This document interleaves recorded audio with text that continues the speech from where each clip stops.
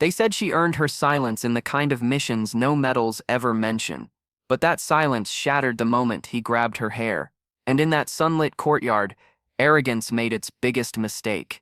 General Marcus Hale had spent decades believing respect was something he deserved by rank alone. By contrast, Sergeant Lena Ward moved through the world unnoticed, head down, sleeves rolled, voice gentle.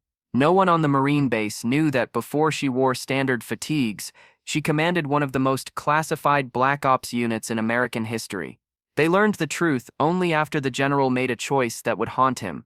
Before I tell you what happened next, tell me in the comments where you're watching from. I love knowing who's listening. It began on a bright, wind-swept afternoon.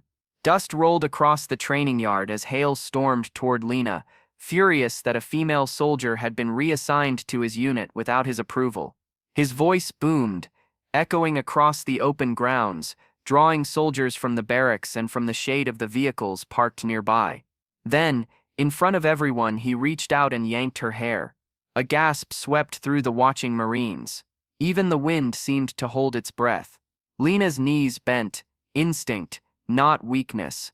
Years of covert missions had taught her to assess, not react. But the sting along her scalp pulled her backward into memories she fought daily to forget. The capture in Kandahar, the cell where she vowed she'd never be powerless again. The exact moment she learned what fear truly cost, she swallowed that memory like fire. Hale sneered, unaware of the landmine he had just stepped on. When she straightened, her voice was nearly a whisper. "Sir, release me." He didn't. And that was when 3 nearby soldiers instinctively took a step forward, not to fight, but because something in Lena's eyes had changed. A shift, a warning, a storm gathering beneath bright daylight. She thought she'd never see that look again. She was wrong. Hale jerked her again. "Do you know who I am?" But Lena's gaze didn't waver. "Sir, with all due respect, do you?" The murmurs grew louder.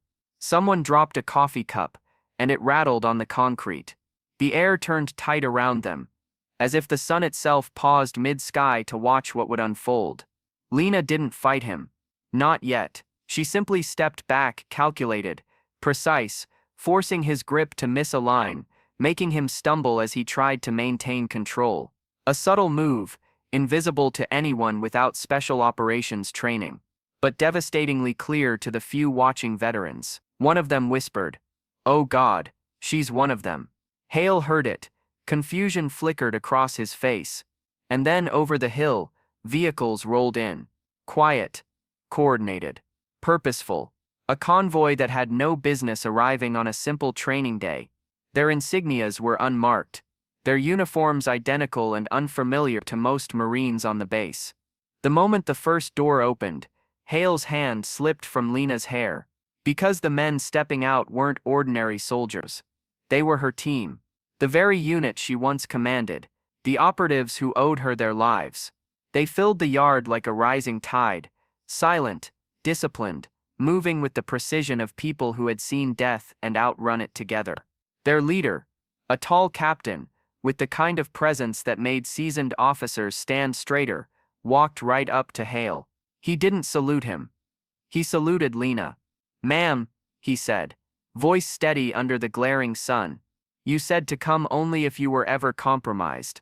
He glanced at her hair, still tangled. "We came." A wave of emotion hit her. Unexpected, sharp, human. She had spent years hiding from her past, folding the truth into the quiet corners of her uniform. But here, in front of the entire base, her real identity stepped into the light. And Hale, suddenly small under the wide sky, finally understood. Lena didn't seek revenge. She simply raised her chin and said, "General, I request a formal apology for every soldier you've ever belittled. Starting with me." The courtyard fell silent. Hale's jaw trembled, not from fear of her, but from realizing the kind of leader he had failed to be. His voice broke. "Sergeant Ward, I'm sorry. The apology wasn't perfect, but it was honest. It was a start, and for the first time in years, Lena felt lighter. Because respect isn't demanded by rank, it's earned by character. And sometimes the brightest truths reveal themselves only when arrogance drags them into the daylight. If this story moved you, share your thoughts below, and make sure to subscribe for more powerful emotional stories of courage and justice. Your support means the world.